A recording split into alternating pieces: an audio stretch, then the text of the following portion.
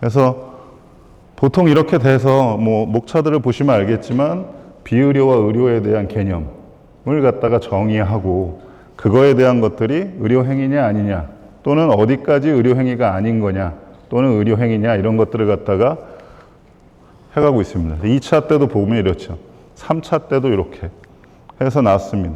그래서 의료행위에 대한 것들을 갖다가 했죠. 의학적 전문 지식이나 기술 기초로 해서 검사, 진단, 처방, 처치, 시술, 수술 지도 등을 갖다가 하는 행위를 의료법에서 의료행위라고 한다. 그저께 문신법이 통과가 됐죠. 들으셨죠? 네. 굉장히 고뇌한 싸움이었지만 운동 쪽에서는 아직도 운동이 굉장히 주는 이펙이 크지만 운동을 갖다가 법제화할 만한 어떤 근거는 아직도 없습니다. 그래서 좀 어려운 형실이죠. 그런데 뭐 이제 그런 문신법이 통과되는 바람에 시장의 활성화나 아니면 또 의료와 비의료 사이에 또 갈등이 또 시작이 되겠죠. 뭐 이런 것들. 그래서 의료 행위를 갖다가 이렇게 해놨어요. 그러면 의료인은 누구야? 라는 걸 갖다가 또 규정을 해서 규정이 돼 있습니다. 의료법에. 근데 거기에 이제 조산사나 간호조무사도 끼워서 넣었고 그 다음에 임상병리나 뭐 여기 우리 순천향동에도 뭐 즉 작업치료학과 뭐 이런 거 있잖아요. 거기 있는 것처럼 기사법하고 이렇게 나눠서 됐고 그 다음에 그러면 의료인하고 의료기사 말고 그러면 이 친구들 말고 비의료인인데 보건을 갖다가 관리하는 인력으로 구분하는 게 누구냐? 이렇게 규정을 갖다가 해주는 거죠. 그래서 이렇게 규정을 했습니다. 그래서 보통은 여기 세 번째에 보면 스포츠 지도사도 있고 건강운동관리사도 있고 장애인도 있고 유소년 노인 스포츠 지도사도 있죠. 이 자격증을 갖게 되면 니네들도 보건 관련 전문 인력이라고 해줄게 라고 하는 것들을 갖습니다. 재미난 얘기는 이 얘기는 들으면 더 재밌을 겁니다. 내가 의사예요. 병원을 떠나서 갔더니 옆집에 아주머니가 아프시대요. 그래서 옆집 아줌마한테 가서 내가 주사를 놨어요. 예? 어깨가 아프시니까. 괜찮아졌대요. 의료법 위반입니다. 예. 의사는 의료기관 안에서만 의료행위를 해야 돼요. 간호사도 마찬가지입니다. 그런데 의료기관 이외에서 의료행위를 할 수 있는 사람은 딱 하나예요. 응급구조사입니다. 그 사람만 할 수 있어요. 나머지는 다 병원 안에서만 할 수 있습니다. 그래서 가장 스포츠에서 문제가 되는 게 이런 진천선수촌이나 이천훈련원 같은 장애인 훈련원 같은 데예요. 왜냐하면 거기는 상주하는 의사가 없는데 거기에서 처치가 이루어지거든요. 그래서 그러면 진천이나 이천 의료원 같은 데를 병원으로 지정을 해야 됩니다. 아니면 특수한 기관으로 지정을 해서 거기 안에서는 의료 행위를 할 수 있게끔 만들어야 되는데 그렇게 돼 있지 않아요. 그러니까 거기서도 문제인 거죠. 내가 물리치료사예요. 운동장에 나와가지고 조기 축구하는데 이걸 갖다가 테이핑을 해주고 또는 발목을 갖다가 모빌리티를 만들어줬다. 의료법 위반입니다. 왜요? 병원 안에서만 하게끔 돼 있어요. 병원 밖에서는 하면 안 됩니다. 이게 이제 이 이야기의 골자죠. 네. 그래서 스포츠 쪽에 가장 큰 어떻게 보면 이점이라고 한다면 이제 그런 거에 의료법에 저촉받지 않고 할 수 있다는 거 또는 그런 거에 법제의 테두리 안에 없기 때문에 할 수 있다는 거 이런 거가 약간 그런 거죠. 그래서 보통 뭐 물리치료사들이나 아니면 작업치료사들이 스포츠 쪽으로 자격증을 많이 따로 옵니다. 이유는 내가 나가서 그런 걸 할 수가 있기 때문에 그렇죠. 그래서 이런 것들 예전에는 안 됐던 걸음수라든지 심박수의 모니터링 이런 것들을 갖다가 보건관력 인력이라고 하면 여기 얘기했던 요 범위 안에 있는 친구들은 다 할 수 있게 해뒀다는 거죠. 그리고 그걸 갖다가 많은 범위 안에서 운동 방법이라든지 뭐 영양이라든지 식단이라든지 이런 것들도 다 컨트롤할 수 있게끔 만들었습니다. 빨리빨리 지나가도록 하겠습니다. 그래서 여기에 나와 있는 검사, 처방, 처치, 수술 같은 경우만 의료인들이 할 수 있게끔 한다. 요즘은 4차 산업이라고 많이 들어보셨잖아요. 빅데이터를 가지고 재활 현장에서 또는 운동, 스포츠 현장에서 많이 씁니다. 이런 자료 보신 적 있으세요?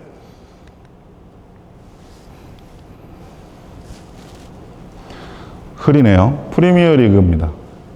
그래서 보통 이 친구들이 100년 전부터 기록을 갖다가 해서 데이터화해서 지금도까지도 하고 있어요. 뭐냐면 예를 들어서 아스날입니다.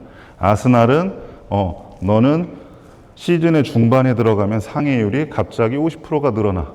그러니까 준비를 할 때 시즌 초반부터 어느 부분을 갖다가 훨씬 더 관리를 많이 해라. 그러면 니네가 상해율이 줄어들 거야. 이런 것들을 갖다가 빅데이터를 활용해서 프리미어 리그에서도 활용을 하고 있습니다. 그리고 그 부위가 어디 있느냐에 따라 햄스트링이야, 니야, 앵클이야 뭐 이런 쪽에서도 계속 분석을 하고 있죠. 그리고 그걸 갖다가 월별로 카운팅하거나 아니면 그거에 대한 위치나 아니면 그걸로 인해서 넌 컨택 인절인지 컨택 인절인지 부딪혀서 다치는 건지 그냥 다치는 건지 이런 것들까지도 세부적으로 확인을 해서 데이터화하고 있습니다. 그래서 그 팀에 그 데이터를 갖다가 제공하는 리소싱하는 전문가들을 갖다가 배치해서 팀의 재활을 갖다가 관리하게끔 또는 구단의 상해율을 관리하게끔 하는 것들을 갖다가 하고 있습니다. 마찬가지로 이런 형식으로 해서 그러면 누가 어떻게 어느 부위를 어떻게 다치느냐 포지션별로 또는 그게 코스트 있잖아요. 다쳤을 때 비용이 얼마나 들어가더라. 그런데 관리했을 때 비용이 얼마냐. 이런 것들까지도 추론을 해서 안 다쳤을 때에 대한 비용이 훨씬 더 선수들을 갖다가 잘 이용할 수 있겠구나 라는 형태들로 접근을 하고 있습니다. 이유는 뭘까요? 프로 스포츠는 비즈니스입니다. 비즈니스는 뭐죠? 돈이에요. 네. 그래서 저도 우리 병원에서 메디컬 테스트라든지 피지컬 테스트를 하러 오는 선수들을 보면 감독이나 구단주가 와서 물어봅니다. 오프 더 레코드긴 하지만 선생님, 네. 이 친구 얼마나 쓸까요? 한 6개월 있다가 팔아야 될 것 같은데요. 이런 얘기 합니다. 그러면 6개월만 쓰고 버려야 돼요. 그때까지만 해도 최대한. 이런 것들을 갖다가 하는 시장이 스포츠 시장입니다. 그렇다 보니까 굉장히 돈과 비즈니스에 대한 것들이 얽혀 있죠. 그래서 그걸 갖다가 데이터하고 정례화하고 또는 어떠한 AI를 기반으로 한 예측이라든지 이런 것들을 포함한 것들이 요즘에 인기를 끌고 있습니다. 우리나라에서는 아무도 하고 있지 않은데 축구팀, 농구팀 어디에도 하고 있지 않은데 딱 한 팀, 현대글로비스라고 하는 럭비팀에서 하고 있습니다. 그래서 제일 밑에 있는 친구가 오타나라고 하는 일본 친구인데 이 친구가 그걸 보고 이렇게 만들고 있어요. 그래서 근데 만드는 시스템들이 없어가지고 수기로 작성하고 그걸 갖다가 굉장히 좀 하고 있죠. 그래서 다치는 부위라든지 종목이라든지 그리고 시작이 됐을 때 언제 인저리를 갖다가 많이 다치는 초반에 많이 다치는지 중반에 많이 다치는지 이런 것들을 갖다가 고민해서 그런 것들에 맞게끔 트레이닝과 트레이닝 방법들을 갖다 또는 운동에 대한 가이드라인을 갖다가 주고 있습니다. 우리나라에서도 저도 마찬가지로 제가 중고농구연맹 의무위원 그다음에 지금은 사라졌지만 고양오리온스라고 하는 초코파이 판매하는 회사 있잖아요. 초코파이 그 회사 농구단 의무위원을 했었고 그다음에 지금도 없어졌지만 충주 헌멜, 부천 FC 이런 데 의무위원을 할 때 계속 저도 이런 걸 갖다가 얘기를 했습니다. 그래서 통계를 내서 우리가 빅데이터화해서 이걸 갖다가 다치지 않고 해야 구단이 훨씬 더 구단이 더 이익이 되게끔 운영이 되겠다라는 걸 갖다가 계속 얘기를 했거든요. 그런데 잘 지켜지지 않습니다. 이유는 뭘까요? 그래서 저희가 이걸 처음 고등학교 때 이걸 19년도라고 써 있잖아요. 20년도, 21년도, 23년도 했는데 다른 쪽으로 파급 효과가 생긴 거예요. 어떻게 생겼냐면 이거를 갖다가 발표를 해서 계속 보여주니까 고등학교 팀에 트레이너들을 갖다가 채용하기 시작했습니다. 그래서 요즘은 휘문, 경복, 용산 이런 데 고등학교 팀에 트레이너들이 있어요. 대학에도 트레이너가 없는데. 순천향대학교도 운동부가 있죠? 있나요? 무슨 운동부 있어요?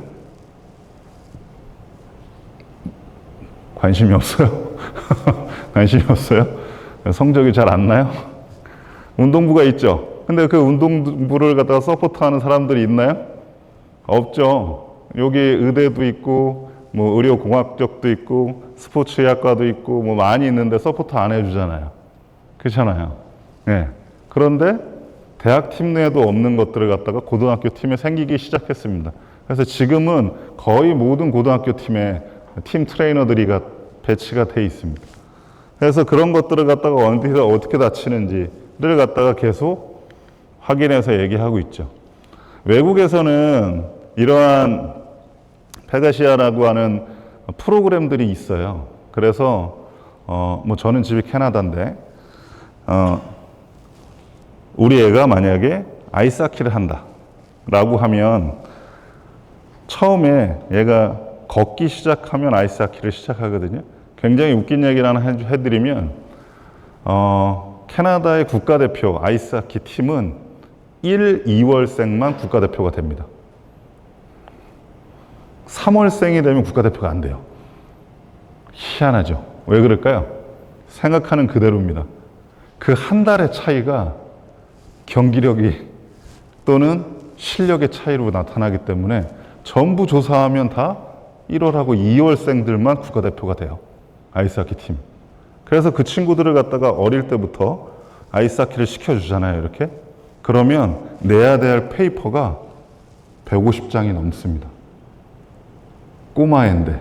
우리는 그냥 돈 내면 등록하면 되잖아요. 어디 가가지고 축구 클럽이다. 그러면 돈 띡. 얼마예요? 35만 원이요. 그럼 띡 하면 되잖아요. 얘네는 그렇지 않아요. 너 주치의가 누구야? 얘 예방접종 다 했어? 그 다음에 얘가 갑자기 심장이 어떻게 왔어? 그럼 누구한테 가야 돼? 연락을 누구한테 해야 돼? 2차는 누구한테 해야 돼? 이런 히스토리 관련한, 그러니까 메디컬 히스토리 관련한 것과 히스토리가 또 피지컬 관련한 히스토리와 가정 내 홈케어 관련된 것들, 이런 것들을 다 제출해야 됩니다. 그러면 이러한 시스템에다 등록을 해요. 전부 다. 등록을 해서 얘가 중간에 그만둬도 이 기록들은 계속 살아남아 있습니다. 그런데 얘가 만약에 이 기록을 가지고 대학을 가고 프로팀을 가면 이걸 갖다가 열람할 수 있는 사람이 딱 2명입니다. 팀에 있는 ATC, 선수 트레이너하고 감독하고 딱 2명만 열람해서 볼 수 있어요. 뭐뭐가 적혀 있냐면 얘가 언제 다쳐서 수술을 했는지, 어디 병원을 언제 갔는지, 예방접종 언제 맞았는지, 이런 소소한 기록들까지 다 들어가 있습니다. 굉장히 재밌죠. 그런데 우리나라는 잘 지켜지지 않아요. 네. 그래서 그나마 아이들이 태어나면 예방접종을 한다든지 이런 것들을 국가 시책으로 시작한 지가 얼마 되지 않았습니다. 그런데 앞으로는 훨씬 더 좋아질 거라고 보고 있습니다. 보통 교육 과정에서 제가 임상에 있거나 학교에 왔을 때 느꼈던 어떤 포지션에 대한 부분들은 옛날에는 학문적인 거 이런 것들을 가리키는 게 좋았죠. 그리고 대학에서 인성을 가르쳐주고 이런 것들 좋았는데 지금은 저희는 한 60% 이상은 실질적인 내가 이 과를 나와서 아니면 이 전공을 해서 실질적인 뭔가를 할 수 있는 퍼센트가 훨씬 더 많아야 되겠다. 이런 생각으로 저는 굳혀가고 있어요. 그래서 뭐 예를 들면 우리는 1학년 때 대학병원 전문재활센터, 그 다음에 뭐 프로팀 뭐 이런 데 다 보내서 그럼 네가 1학년 때 가보고 싶은 데가 어디야? 체험을 해보고 2학년 때부터 그 길을 갔다가 합니다. 저는 대학병원에 갈래요. 그래? 그럼 넌 그 대학병원에 갈 수 있는 그걸 공부를 해. 저는 팀